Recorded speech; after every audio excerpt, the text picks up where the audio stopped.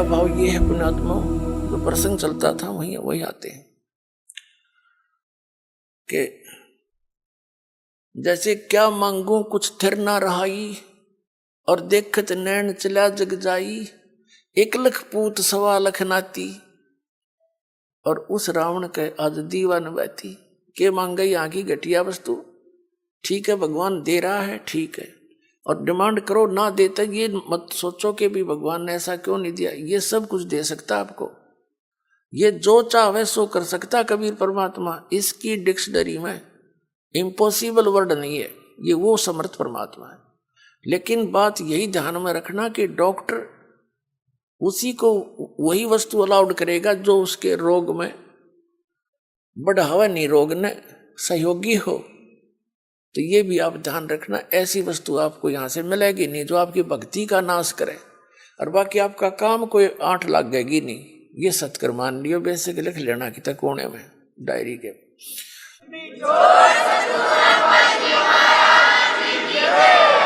तो क्या बताते हैं कि दुविधा चतुराई, दुविधा दुर्मति चतुराई में जन्म गया नर तोरा रे, और अब भी आन मिलो सत्संग में, और करो गुरु ज्ञान पे गौरा रे। यानी गौर करो, इसमें गड़े ध्यान से विचार करो जो गुरु जी ज्ञान बताते हैं। फिर बताते हैं कि शरण पड़े को गुरु संभाले, जान के बालक भोला रे, और कहे कबीर तुम चरण चित राखो, ज्यों सुई में डोरा रे। जैसे सुई में धागा डाल देते हैं और नीचे गांठ लगा देते हैं, धागा उस सुई के लटकता रहता है, उसके ऐसे चिपटा रहता है, उससे दूर नहीं हो सकता, उसको साथ साथ ले जाएंगे, साथ लटकता जाएगा। कहते हैं शरण पड़े को गुरु संभाले, जान के बालक भोला रे। पुणात्माओं, जैसे जितने भी दास ने बहुत इतिहास दिखाए नकली ऋषि में, ऋषियों के संतों के, सभी का विधान है कि जो कर्म में भाग में लिखा है वो तो आपने भोगना ही पड़ेगा। भाग्य में जो लिखा है उसको प्रारब्ध कहते हैं, प्रारब्ध। अब प्रारब्ध में हमने जो दुख भोगने पड़ेंगे, फिर भक्ति की आवश्यकता क्या है? कौन करेगा भक्ति?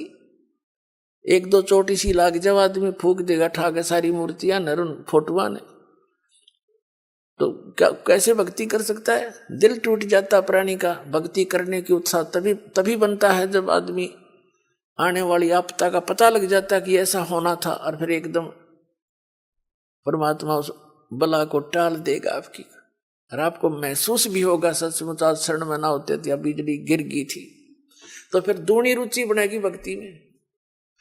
तो क्या बताते हैं कि जब तक आप गुरु की शरण में नहीं आते तो तब तक आप बालक थे, भोले बालक थे। और छोटा बच्चा अबोधपने में जैसे पालने में लेटा है बच्चा, बेटा या बेटी, और टट्टी पेशाब कर दिया कपड़ों में ही, और हाथ पैर मार के सारे कपड़े भी खराब, पैर पूर भी लथेड़ लिया लपट के टट्टी में, और फिर रोने लगता है, तो माता समझ जाती है कि इसने कोई भूख लगी होगी।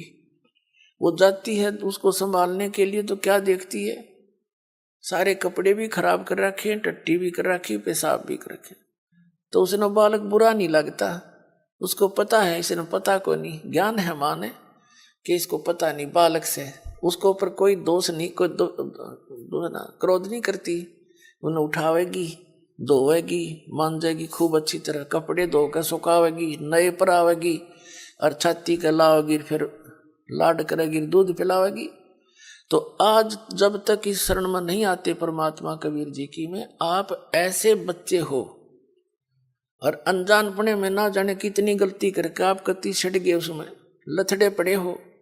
लेकिन कहते हैं शरण पड़े को गुरु संभाले, और जान का बालक भोला रे, कहे कबीर तुम चरण चित राखो, ज्यों सुई में डोरा रे। आपका इतना काम है।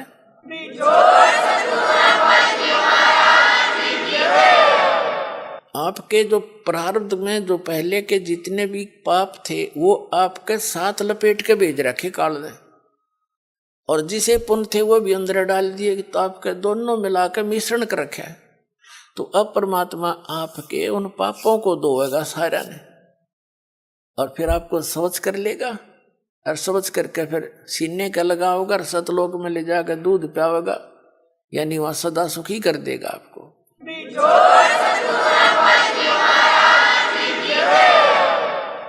शरण पड़े को गुरु संभाल, जान के बालक भोरा रे, कह कबीर तुम शरण चित रखो।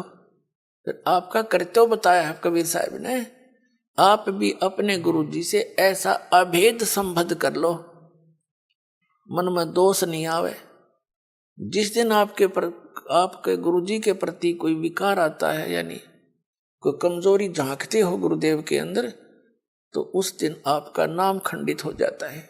और काल यही चाहता है कि ये एक बार संत से इसका कनेक्शन कट जा, फिर यो कितना धक्के खाए जाइयो, कहीं तेरा लंबा चौड़ा का क्षेत्र है इसका, तो फिर इसको यही उलझा कर मार देता है। तो परमात्मा कहते हैं द्वार धनी के पड़ा रहे, धक्के धनी के खावे, 100 काल जगजोल ही पर द्वार छोड़ नहीं जावे। एक ये फाइनल फार्मूला है इस भक्ति मार्ग में। इस परमात्मा कबीर जी के धनी के द्वार पर पड़ा रहे और इसी के धक्के खावे, 100 काल जगजोल ही, कितना ही काल आपको झटके देता दिखे, पर परमात्मा से दूर नहीं होना, यह बहुत बड़ी भूल हो जाएगी आपकी।